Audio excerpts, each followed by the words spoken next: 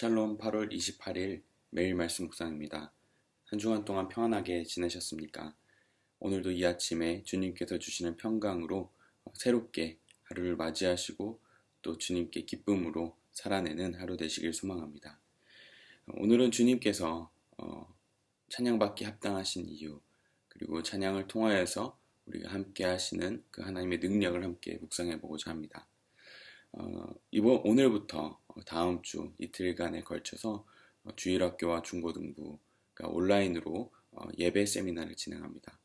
여름 사역을 하지 못하였기에 많이 아쉬웠지만 이렇게 온라인으로나마 하나님께서 우리에게 기회를 주셔서 우리 아이들에게 말씀과 주님의 그 사랑을 함께 나누고자 합니다. 생각나시는 분들은 오늘 오후에 있을 1시부터 6시에 있을 이 예배 세미나와 말씀 집회, 그리고 다음 주 토요일에도 동일하게 진행될 말씀 집회와 예배 세미나를 위해서 중보해 주셨으면 좋겠습니다. 오늘은 함께 그 마음을 함께 하자는 의미에서 찬양에 대한 말씀을 함께 묵상해 보고자 합니다. 오늘 본문 말씀은 시편 98편 1절부터 6절 말씀입니다. 제가 봉독하겠습니다. 새 노래로 주님께 찬송하여라. 주님은 기적을 일으키시는 분이시다. 그 오른손과 그 거룩하신 팔로 구원을 베푸셨다. 주님께서 베푸신 구원을 알려주시고 주님께서 의로우심을 문 나라가 보는 앞에서 드러내어 보이셨다. 이스라엘 가문에 베푸신 인자하심과 성실하심을 기억해 주셨기에 땅 끝에 있는 모든 사람까지도 우리 하나님의 구원하심을 볼 수 있었다. 온 땅아 소리 높여 즐거이 주님을 찬양하여라. 함성을 터뜨리며 즐거운 노래로 찬양하여라. 수금을 뜯으며 주님을 찬양하여라. 수금과 아우르는 악기들을 타면서 찬양하여라. 왕이신 주님 앞에서 나팔과 뿔나팔 소리로 환호하여라. 아멘. 오늘은 하나님께서 찬양받으실 이유에 대해서 함께 묵상하며 우리가 마땅히 어떻게 찬양 드려야 할지 함께 묵상해 보고자 합니다. 오늘 본문 말씀은 시편 98편 1절부터 6절이었는데요. 이 본문 말씀의 제목이 이렇게 되어 있습니다. 주님께서 기적을 일으키신다. 아멘입니다. 하나님은 기적을 일으키시는 분이십니다. 그 기적을 통하여서 많은 놀라운 일들을 우리에게 행하셨고 또 지금도 행하고 계시며 앞으로도 행하실 것입니다. 그 기적을 일으키시는 그 하나님께서는 그렇기 때문에 찬양받기에 합당하신 분이신 것입니다.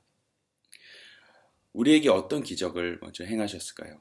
그 기적은 다름 아닌 구원을 베푸신 그 하나님이시라는 것입니다. 오늘 본문 2절에 보면 주님께서 베푸신 구원을 알려주시고 주님께서 의로우심을 문 나라가 보는 앞에서 드러내 보이셨다라고 말씀하십니다. 하나님께서 우리에게 구원을 베푸신 것이야말로 그 세상 어떤 것보다도 큰 기적입니다. 우리의 작은 기도 제목들이 있을 것입니다. 작은 우리의 소원에서부터 시작해서 또 코로나가 빨리 끝나고 아무도 확진당하지 않고 안전하게 이 상황을 넘어가는 것, 그리고 건강하고 그리고 행복하고 내가 뜻하는 모든 바를 이루는 것, 그것이 우리 삶에서 큰 기적일 수 있습니다. 그러나 오늘 본문 말씀에서는 그 어떤 것보다도 가장 큰 기적은 무엇이냐면 하나님께서 베푸신 구원이라는 것. 우리가 하나님의 자녀가 되었고 우리가 마땅히 하나님 앞에 설 수조차 없는 사람들인데 하나님께서 우리를 사랑하시고 그리고 우리를 보살피셔서 예수님을 보내셔서 우리를 하나님의 자녀로 만드셨다는 것이 가장 큰 기적이라고 이야기합니다. 그 기적을 베푸신 하나님이시기에 놀라운 그 하나님의 역사를 찬양하고 높이라고 하는 것입니다. 그런데 이 오늘 본문 말씀에 보면 조금 더 특이한 부분이 있습니다. 그것이 무엇이냐면 하나님께서 우리에게 앞으로 베푸실 그 기적을 위해서도 우리가 찬양할 수 있다라고 이야기하는 것입니다. 성경에서는 시제가 좀 독특하게 쓰이고 있는데요. 오늘 시편 98편 2절에 보면 하나님께서 베푸신 그 구원, 의로우심을 문 나라가 보는 앞에서 드러내 보이셨다. 이 시제가 그냥 단순히 과거 시제가 아니라 완료 시제로 쓰여 있는데요. 성경에서는 많은 부분에 있어서, 특별히 찬양과 예언에 있어서 완료 시제는 이미 아직 일어나지 않은 일들을 마치 이미 일어난 일처럼 고백하는 완료형 시제로, 미래적 완료 시제로 쓰일 때가 많이 있습니다. 오늘 이 시편은 하나님께서 이미 우리에게 구원을 베푸신 어떤 한 사건을 상기시키는 말씀이기도 하지만, 이 찬양은 어떻게 보면 예언적 선포로서 하나님께서 우리에게 그렇게 베푸실 것이다, 이미 그렇게 베푸셨다라는 미래적 선포로서 쓰이고 있는 장면이라는 것입니다. 그렇기 때문에 오늘 본문의 제목에서는 주님께서 기적을 일으키셨다라고 쓰인 것이 아니라 주님께서 기적을 일으키신다. 일반적 시대로 과거에도 기적을 일으키셨고 앞으로도 기적을 일으키신다는 그 하나님을 선포하고 있는 것입니다. 그렇기 때문에 우리는 찬양할 수 있고, 그렇기 때문에 우리가 주님을 경배할 수 있다고 이야기하는 것입니다. 그러나 우리의 현실은 어떻습니까? 우리 현실을 바라보면 그 기적이 일어날 것 같지 않고 정말 그것이 우리를 압도하는 삶 가운데 살고 있습니다. 그렇기 때문에 오늘 이 본문 말씀은 이미 하나님께서 우리에게 기적을 베푸셨기 때문에 찬양하는 것뿐만 아니라 앞으로도 우리에게 기적을 베푸실 것이기 때문에 선포적 차원에서 찬양을 하라고 이야기하고 있는 것입니다. 그렇다면 어떻게 우리가 찬양하라고 이야기하고 있을까요? 오늘 4절 이후에 보면 그 묘사가 잘 일어나고 있습니다. 4절과 5절, 6절 제가 읽겠습니다. 온 땅아 소리 높여 즐거이 주님을 찬양하여라. 함성을 터뜨리며 즐거운 노래로 찬양하여라. 수금을 뜯으며 주님을 찬양하여라. 수금과 아우르는 악기들을 타면서 찬양하여라. 왕이신 주님 앞에서 나팔과 뿔나팔 소리로 환호하여라. 아멘. 어떻게 찬양하라고 얘기하나요? 이 표현을 크게 요약하자면 소리 높여서 즐겁게 함성을 외치며, 그리고 마지막으로 환호하면서 주님을 높이라고 이야기하고 있습니다. 어떻게 이렇게 할 수 있을까요?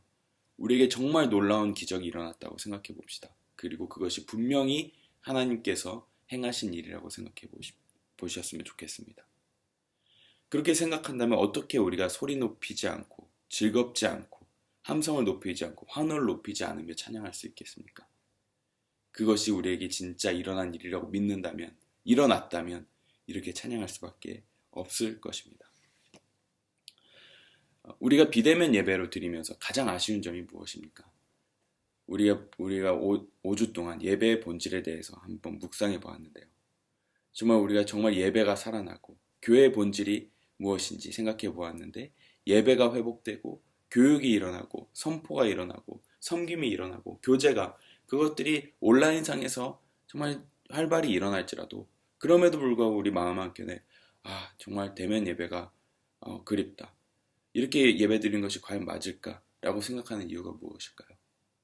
바로 우리가 이 시편에 나와 있는 이 말씀, 한 목소리로 우리가 소리를 높이고 함성을 터뜨리고 그 즐거운 노래로 함께 즐겁게 한 마음으로 찬양하지 못하기 때문입니다.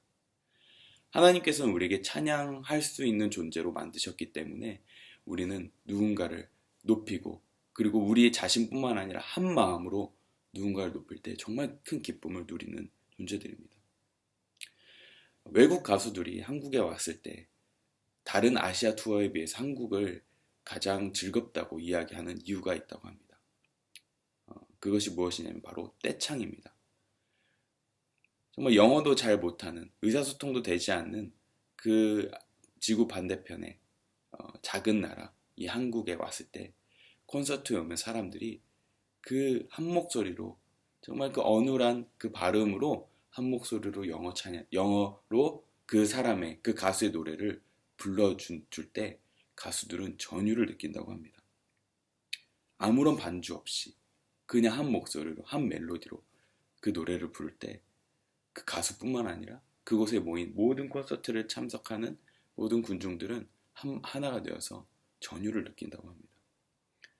혹시 콘서트를 가는 걸 좋아하시고 그런 음악회나 이런 것들 가시는 분들은 아마 이런 것들은 조금이나마 느껴보셨을 겁니다.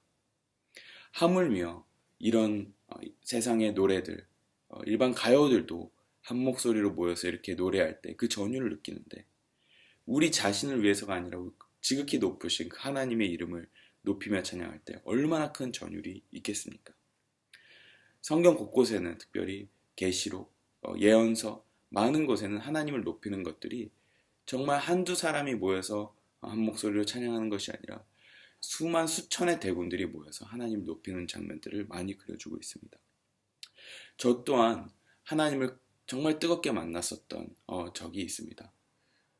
제가 기억하는 2004년, 5년 카자흐스탄에서 정말 많은 사람들이 수천 명이 모여서 그것도 지금 아랍 국가 지금 탄압받고 있는 아프가니스탄을 포함한 그 탄으로 끝나는 카자흐스탄, 우즈베키스탄, 타지키스탄, 아제르바이잔 그리고 요즘 이슈가 된 아프가니스탄 이곳에서 예수님을 알 수 없는 상황 가운데 있는 예수님을 알면 핍박받는 그 아랍권의 사람들이 카자흐스탄에 모여서 만방에 있는 백성들이 함께 주님을 찬양할 때 정말 그 열방 가운데 경배를 받으신 그 하나님을 경험한 기억이 있습니다. 그때 저는 전율을 경험했습니다. 스피커 말씀을 전하시는 목사님들 말씀 전할 때마다 그곳에 모인 모든 군중들은 그 한마디 한마디가 너무나 귀하기 때문에 한 문장이 끝나기도 전에 아멘 정말 수천 명의 사람들이 아멘 하면서 외치는 그 장면들이 저는 그때 이것이 열방 가운데 경배받으시는 하나님이시구나 라고 경험했던 기억이 있습니다. 우리에게 가장 행복한 순간이 언제입니까? 바로 우리 자신을 잊고 무언가 몰입할 때 가장 행복하다고 합니다. 그렇게 하나님은 우리를 만드셨다고 합니다. 우리는 우리 자신을 잃고 자신을 잊어버리고 무언가 몰입할 때 행복함을 느끼지만 더 큰 행복은 언제 느끼냐면 우리 자신을 잊고 하나님을 높일 때 가장 큰 행복감을 느끼도록 우리가 창조된 사람들입니다. 그 클라이막스가 언제입니까? 바로 우리 자신을 위해서, 우리 스스로를 위해서, 우리 각자 저와 여러분들을 위해서 십자가에 못 박히시고 그 죽으신 그 예수님을 기억하고 높일 때 그것이 하나님께서 가장 큰 영광을 받으시는 그 진리가 아니겠습니까? 하나님께서는 그렇게 자신의 아들을 버리시면서까지 우리를 사랑해 주셨고 우리 또한 우리 자신을 버리고 하나님을 높일 때 진정한 기쁨과 행복이 느껴질 수 있는 것입니다. 하나님께서는 우리에게 소리 높여서 찬양받기를 원하십니다. 왜냐하면 그것이 우리의 가장 큰 행복이기 때문입니다. 오늘 하루 한번 주님께서 우리에게 주셨던 은혜를, 기적을 기억하실 뿐만 아니라 앞으로 베푸실 기적을 기대하면서 그 주님을 높이셨으면 좋겠습니다. 비록 우리가 함께 모여서 정말 큰 함성으로, 환호성으로 주님을 높이지는 못하겠지만 그것을 사모하셨으면 좋겠습니다.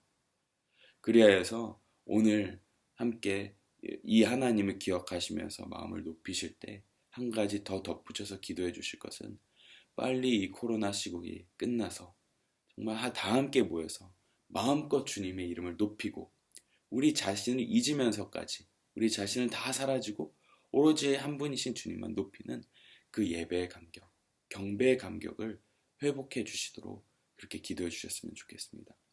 우리 그렇게 주님을 높이며 찬양하고 주님을 경배하며 나아갈 때 이미 베푸신 그 하나님의 기적을 경험할 뿐만 아니라 그것을 다시 상기시켜 주실 뿐만 아니라 앞으로도 우리에게 놀라운 기적으로 우리를 돌보시고 그리고 이끌어 주실 그 하나님을 경험하게 되실 줄 믿습니다.